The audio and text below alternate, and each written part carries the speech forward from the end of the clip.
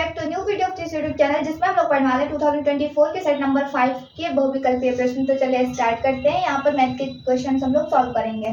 पहला क्वेश्चन है, परिमेय संख्या होगी जब किसी चीज को अंडर रूट से बाहर निकालना होता है तो हम लोग क्या करते हैं, गुणनखंड करते हैं।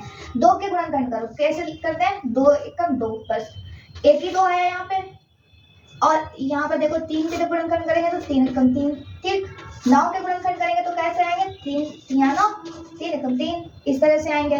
और 7 के गुणनखंड करेंगे तो 7 एकम 7, ठीक। तो इसके 2 के गुणनखंड क्या हुए, सिर्फ 2 गुणा 1, यहाँ पर 3 गुणा 1, यहाँ पर 3 गुणा 3 गुणा 1, एक कॉमन होता है गुणनखंड, ठीक है। और इसी तरीके से यहाँ पर 7 गुणा 1, मतलब कि यहाँ पर आपको 3 गुणा 3 दो चीजें मिल गई, तो इसलिए आप अंडर रूट 9 को लिख सकते हो अंडर रूट 3 गुणा 3, ठीक। और जब अंडर रूट के अंदर एक ही संख्या 2 बार गुणा के रूप में लिखी जाती है तो उसे एक बार बाहर निकाल के लिखा जा सकता है। मतलब कि अंडर रूट 9 को जब तुमने 3 लिखा तो वो एक पूर्णांक है, और पूर्णांक के बटे में हम लोग 1 लिख सकते हैं, तो ये क्या हो गया, एक परिमेय संख्या हो गई। बाकी सभी क्या है, यहाँ पर 2 गुणा 1 मिला हमें गुणनखंड में, यहाँ पे 3 गुणा 1, यहाँ पे 7 गुणा 1। तो इन्हें हम लोग एक ही संख्या को 2 बार तो गुणा में नहीं लिख रहे हैं, इसलिए सिर्फ अंडर रूट 9 एक परिमेय संख्या है, इसे आप टिक कर लेंगे। इसके बाद दूसरा क्वेश्चन है, किसी द्विघात समीकरण y = ax² + bx + c में a = 0 ना हो तो ग्राफ का आकार होगा। तो इस तरह के ग्राफ का आकार परवलयाकार होता है, इसे आप टिक कर लीजिए। परवलयाकार क्या होता है, ये जो ग्राफ पेपर होता है उसमें कुछ इस तरह से बनता है ग्राफ, इस वाली समीकरण का, इसलिए इसको बोलते हैं परवलयाकार, ठीक है। इसके बाद में क्वेश्चन है, यदि समीकरण x² - 4x + a = 0 के कोई भी वास्तविक मूल नहीं हो तो a का मान बताना है। देखो ये जो इक्वेशन दे रखी है ये किस रूप की होती है, ax² + bx + c, इस रूप की होती है, जिसमें x² का गुणक a माना जाता है, x का गुणक b माना जाता है, और c मतलब कांस्टेंट होता है। एक विभक्तिका नाम की चीज होती है, इसी द्विघात समीकरण से रिलेट होती है, वो संबंध रखती है, जिसको क्या होता है, कैपिटल D बराबर होता है b² - 4ac। कोई भी द्विघात समीकरण होती है, उस द्विघात समीकरण में से हम लोग ये मान निकाल लेते हैं, ठीक। और इस जब समीकरण रखते हैं तो इसका मान अगर 0 आ जाता है, 0 के बराबर, तो आपके मूल बराबर होते हैं। अगर 0 से बड़ा आ जाता है मान इसका, तो आपके जो मूल होते हैं वो बड़े मतलब वास्तविक होते हैं और बराबर भी होते हैं, 0 में भी वास्तविक होते हैं। लेकिन अगर इसी अंडर रूट के अंदर माइनस में कोई भी नंबर आ जाता है, कोई भी संख्या आ जाती है, तो इसके मूल क्या होते हैं, वास्तविक नहीं होते हैं। और कहा क्या गया, कंडीशन यही होनी चाहिए कि वास्तविक मूल नहीं है। तो a का मान हम लोग क्या रखेंगे, देखो b² मतलब -4 का स्क्वायर कर दो, -4 की जगह 4 ही रहेगा क्योंकि वो फॉर्मूला है। a का मान कितना है, 1, गुणा में c का मान a रखेंगे क्योंकि यहाँ पे कांस्टेंट a है।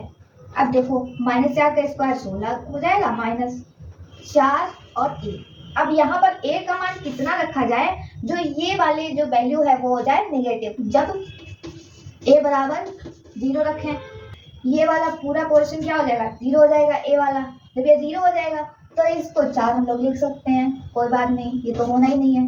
जब a बराबर हम लोग रखें 1 तो क्या हो जाएगा, अंडर रूट 16 -4 गुना a, तो कितना आ जाएगा, 1 आ तो जाएगा, लेकिन अंडर रूट, हाँ बाहर हम क्या लिखते हैं, 4 गुना 3 लिखते हैं, और 4 2 का स्क्वायर होता है, इसलिए 2 बाहर आ जाएगा, तो ये भी बात नहीं बनी।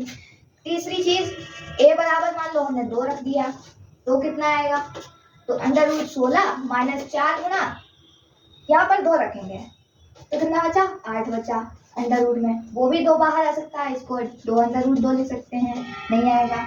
जब a बराबर हम लोग 3 रख दें तो ये 12 हो जाएगा, और माइनस यहाँ पर 16 में से 12 के टाइम कितने बचेंगे, 4 बचे अंडर रूट में, तो इसको भी निकाल सकते हैं हम लोग 2 लिख के।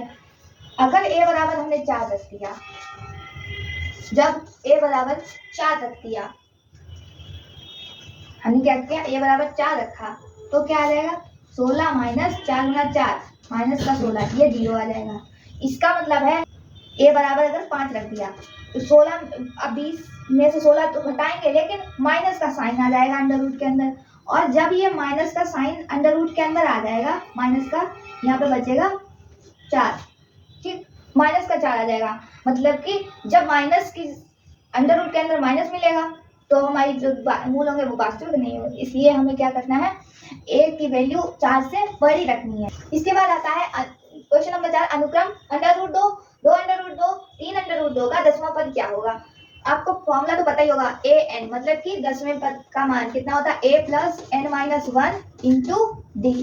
ठीक, तो a की वैल्यू क्या है यहाँ पर, √2 है, हमने लिख लिया, प्लस n-1 कौन सा पद ज्ञात करना है हमें, 10वां, तो 10 में से 1 घटा देंगे। d का मान कहाँ से आएगा, d का मान आएगा 2√2 में से √2 माइनस कर दो, d बराबर कहाँ से आएगा, 2√2 में से हमने √2 माइनस कर दिया। तो कैसे करेंगे, देखो यहाँ भी √2, यहाँ भी √2, ठीक, तो ये √2 एक बार लिख दिया, और ये वाला 2 बचेगा इस वाले पद में, और इस वाले पद में सिर्फ 1 बचेगा यहाँ पर, कुल मिला के √2 और यहाँ पे 1 बचा। तो d का मान कितना आया, √2 हमने यहाँ पे रख दिया, तो कितना हो गया, ये √2 पहले से था, 10 में से 1 गया 9, और √ में 2 चल रहा है। ठीक, अब यहाँ पे भी √2 है, यहाँ पर भी √2 है, दोनों को हमने क्या किया, कॉमन ले लिया, √2 बचेगा क्या, यहाँ पे 1 बचेगा, और यहाँ इस वाले पद में 9 बचेगा, तो 9 1 कितना हो गया, 10 गुणा में √2। 10 को अगर √ के अंदर लिखोगे तो कैसे लिखोगे, जैसे 4 लिखा है तो 4 को आप कैसे लिखोगे, 4 गुना 4, √ के अंदर 2 बार इसे गुणा के रूप में लिखोगे। ऐसे ही अगर 10 को लिखना है तो क्या करोगे, √ के अंदर, तो आप इसको 10 गुणा 10 लिख दोगे। ठीक, अब गुणा में तो सब चीजें बराबर चलती हैं, तो हमने क्या किया, √2 गुणा 10 गुणा 10 ये कर दिया। ठीक है, इसमें कोई दिक्कत नहीं होनी चाहिए किसी को। तो 10 की गुणा 10 से कितना हो जाता है, 100, और 100 की गुणा 2 से 200। सही है कि नहीं है, तो 200 कहाँ पे दे रखा है, सी वाला ऑप्शन है, इसे आप टिक कर देंगे, मतलब कि इस श्रेणी का 10वां पद आपको √200 मिलेगा। उम्मीद करते हैं क्वेश्चन समझ में आ रहे होंगे। अगर वीडियो समझ में आए तो लाइक कीजिएगा, चैनल को सब्सक्राइब कीजिएगा। फिर मिलते हैं कोई नए वीडियो के साथ, तब तक के लिए धन्यवाद।